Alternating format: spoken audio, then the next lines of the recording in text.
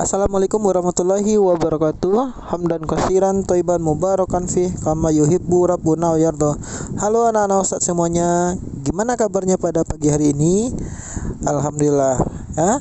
Ustaz sangat senang sekali mendengar anak-anak Ustaz semuanya dalam keadaan sehat walafiat dan tetap bersemangat dalam mengikuti pelajaran kita secara online. Nah, kali ini Ustaz akan menjelaskan pelajaran kita tentang tema 4 globalisasi, subtema 3 pembelajaran 2 globalisasi dan cinta tanah air. Nah, baiklah anak-anak Ustaz semuanya, sebelum kita mengikuti materi kita pada pagi hari ini, tidak lupa kembali Ustaz mengingatkan, ayo kita semuanya berdoa sebelum belajar, lalu melakukan zikir pagi hari bersama, serta tak lupa juga kita tetap mengikuti protokol COVID-19. Nah, anak-anak Ustaz semuanya, adapun KD yang akan kita pelajari, kompetensi dasarnya adalah ada 3 mata pelajaran, yaitu pertama PPKN dengan KD 3.3, yaitu menelaah keberagaman sosial, budaya, dan ekonomi masyarakat. Lalu yang kedua matematika dengan KD 3.7, menjelaskan prisma, tabung, kerucut, dan bola. Lalu yang ketiga SBDP dengan KD 3.1, yaitu memahami reklame. Nah, tujuan pembelajaran kita ada 5, yaitu 1. Siswa mampu mengidentifikasi pentingnya sikap positif dalam hal keberagaman ekonomi dengan benar. 2. Siswa mampu menuliskan sikap-sikap positif dan tindakan yang dilakukan dalam keberagaman ekonomi dengan benar. 3. Siswa mampu menemukan rumus luas permukaan kubus dengan menggunakan model konkret dengan benar.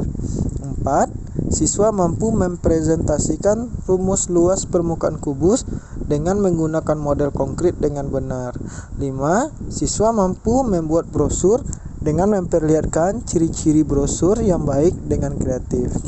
Nah, anak-anak Ustaz, yuk marilah semuanya buka bukunya dan buka buku tematiknya halaman 105, yaitu pembelajaran 2. Nah, coba perhatikan gambar berikut ini ya. Lihat gambar apa yang bisa anak-anak Ustaz lihat di slide Ustaz ini ya.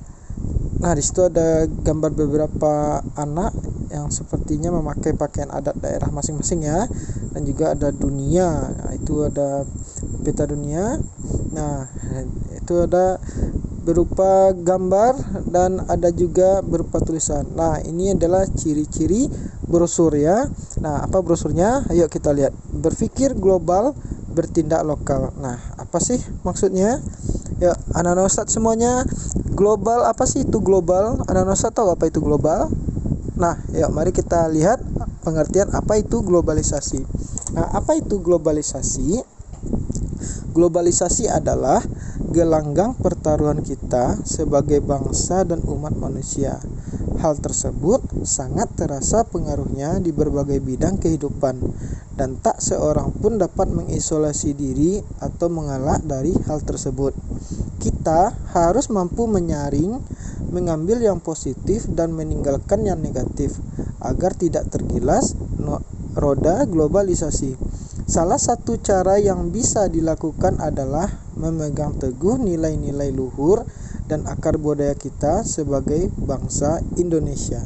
Nah, itulah tadi sekilas tentang pengertian apa itu globalisasi.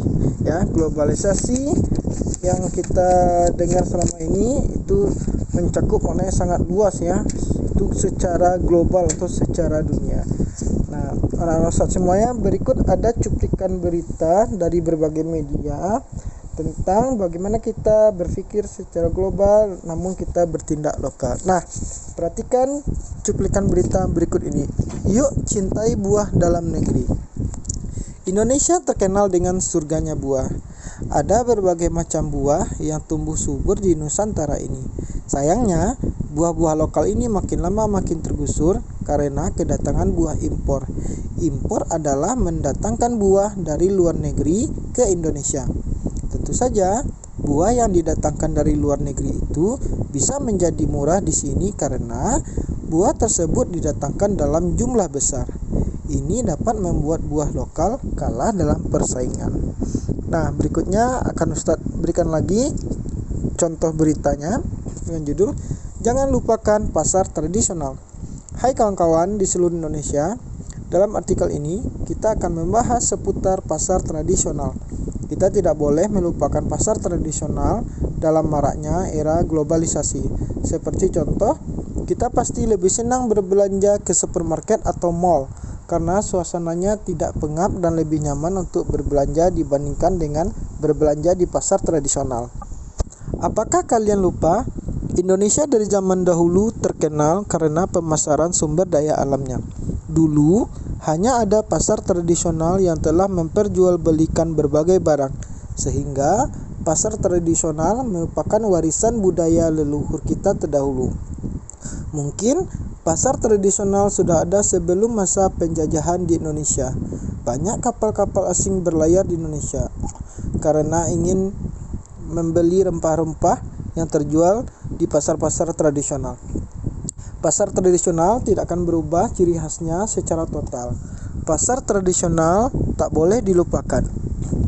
Nah, itu juga sekilas tentang pasar tradisional. Nah, sekarang mari kita lihat berita yang terakhir, yaitu mari gunakan produksi dalam negeri. Menteri ESDM mengkampanyekan gerakan Aku Cinta 100% Indonesia. Secara serempak seluruh yang hadir dalam acara tersebut memakai batik dan sepatu produksi dalam negeri. Gerakan Cinta Indonesia memiliki arti sangat strategis, tidak hanya untuk menghadapi tantangan krisis ekonomi global, tapi juga untuk membangun kemandirian bangsa di bidang ekonomi. Gerakan itu bukan hanya menjadi kampanye biasa, tapi menjadi gerakan bersama, tidak bersifat statis dan bukan kebijakan proteksionis karena tidak termasuk kebijakan tarif. Potensi pasar dalam negeri sangat besar, dengan jumlah penduduk 230 juta dan hampir 50% terdiri dari penduduk berusia di bawah 29 tahun, harus dimanfaatkan secara optimal melalui gerakan ini. Semua pihak diharapkan untuk lebih memprioritaskan penggunaan produk dalam negeri sehingga kemandirian bangsa dapat terbangun. Program kampanye Cinta Indonesia bertujuan untuk meningkatkan apresiasi masyarakat terhadap produk, barang, dan jasa dalam negeri, serta meningkatkan citra Indonesia di mata internasional.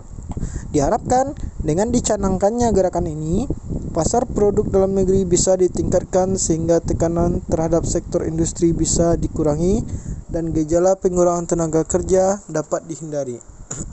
Nah, Ustaz semuanya, itulah tadi bagaimana ada 3 cuplikan berita tentang globalisasi, namun kita harus bertindak secara lokal.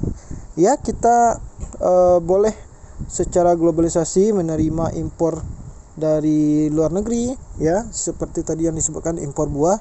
Namun bertindak lokal, kita juga harus mempromosikan buah-buah lokal yang ada dan banyak yang tersebar di seluruh Indonesia. Dan salah satu buah yang paling terkenal mungkin anak-anak Ustaz semuanya sudah tahu, yaitu durian. Nah, durian adalah buah asli Indonesia. Nah, tentu juga contoh lain yang dapat kita promosikan, ya, dan akan menjadi globalisasi, yaitu kebudayaan batik. Nah, batik merupakan hasil budaya bangsa Indonesia yang sangat terkenal hingga ke mancanegara. Nah, selain itu, bagaimanakah cara kita mempromosikan budaya-budaya lokal ataupun produksi-produksi lokal yang ada di Indonesia? Nah, salah satu cara mempromosikannya yaitu lewat brosur. Nah, bagaimanakah cara membuat brosur? Tadi di awal Ustaz sudah memperlihatkan sebuah brosur, ya. Brosur tentang yang simple, berpikir global dan bertindak lokal. Nah, sekarang mari kita perhatikan kriteria brosur yang baik. Nah, coba lihat slide Ustaz berikut ini. Perhatikan kriteria brosur yang baik. Yang pertama, 1, slogan jelas dan mudah dimengerti. Nah, maksudnya anak-anak Ustaz itu harus membuat suatu kalimat yang sangat jelas, ya, tidak bertele-tele, singkat, padat, dan bisa dimengerti oleh pembacanya. Lalu yang kedua, bahasa baik dan menarik dengan ukuran huruf yang sesuai. Nah, bahasanya tidak boleh bersifat kasar, tidak boleh vulgar, ya, tidak boleh bahasa yang mengandung bahasa-bahasa negatif. Dan buatlah dalam bahasa yang sangat menarik namun dengan ukuran huruf yang sesuai. Lalu yang ketiga, ilustrasi menarik dan mudah diingat. Nah, maksudnya adalah buatlah sebuah gambar yang sangat menarik yang kira-kira orang akan tertarik untuk melihatnya dan akan selalu diingat-ingatnya. Nah, lalu yang keempat, tata letak gambar dan tulisan baik. Nah, tata letak gambar juga mempengaruhi. Nah, jadi letakkanlah posisi gambarnya mungkin di tengah-tengah kertasnya, dan tulisannya berikanlah tulisan yang baik dan mudah baca. Jangan memakai tulisan yang banyak unsur-unsur gayanya. Mungkin dalam komputer bisa kita memakai ukuran huruf yang senar seperti Times New Roman. Nah, anak-anak Ustadz semuanya, itulah tadi bagaimana kriteria cara membuat brosur yang baik. Nah, Ustadz jelaskan lagi dalam pelajaran kita kali ini, yaitu bagaimana kita tetap mencintai produksi Indonesia dengan tetap kita memakai berpikir secara global namun kita bertindak secara lokal, dan juga ada kriteria-kriteria brosur yang telah Ustadz jelaskan. Nah, demikianlah pelajaran kita pada pagi hari ini. Kita tutup dengan doa kafaratul majelis. Subhanakallahumma wa bihamdika asyhadu an la ilaha illa anta astaghfiruka wa atubu ilaik. Akhir kata Ustadz ucapkan wassalamualaikum warahmatullahi wabarakatuh.